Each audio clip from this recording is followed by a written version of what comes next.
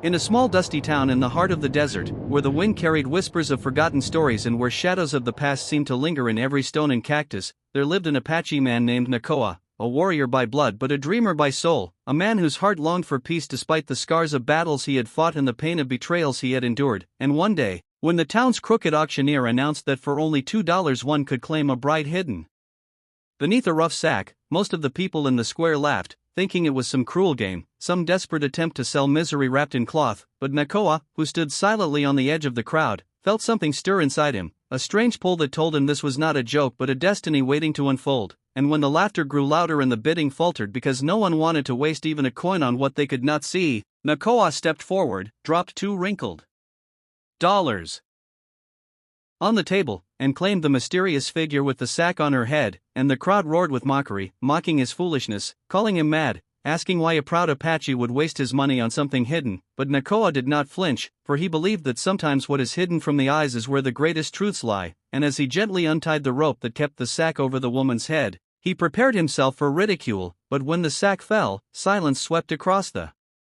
square like a sudden storm. For beneath it was not a stranger but a young woman with striking, tired eyes, eyes that spoke of pain and chains, eyes that held both fear and fire. And she was no ordinary woman but the daughter of a once powerful landowner who had lost everything to greed and corruption, sold into this cruel spectacle because her family could not pay their debts. And for a moment Nakoa looked at her not as a prize but as a soul in chains, and his heart ached, for he saw in her the reflection of his own people who had once been traded, silenced, and stripped of dignity. And without hesitation he held her hand firmly, not as an owner but as a protector. And he turned to the crowd and said in a voice steady yet filled with fire, "You laugh because you see a sack, but I see a life, a beating heart, and no heart should be sold." And the words cut through the air, shaming even the boldest of mockers, though none admitted it. And as he led her away from the square, the young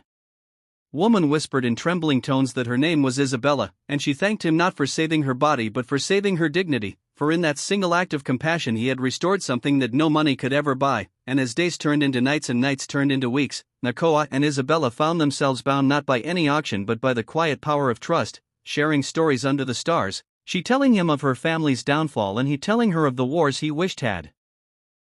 never been. And slowly the walls of pain around her heart crumbled, replaced by gratitude and something tender, something she never thought she could feel again after being treated like an object. And then came the day when her past returned to haunt her, for the very men who had thrown her into that auction came searching, demanding her return. And Nakoa stood in their way, his tall frame like an unmovable mountain, and though he was only one man, the fire of justice in his chest made him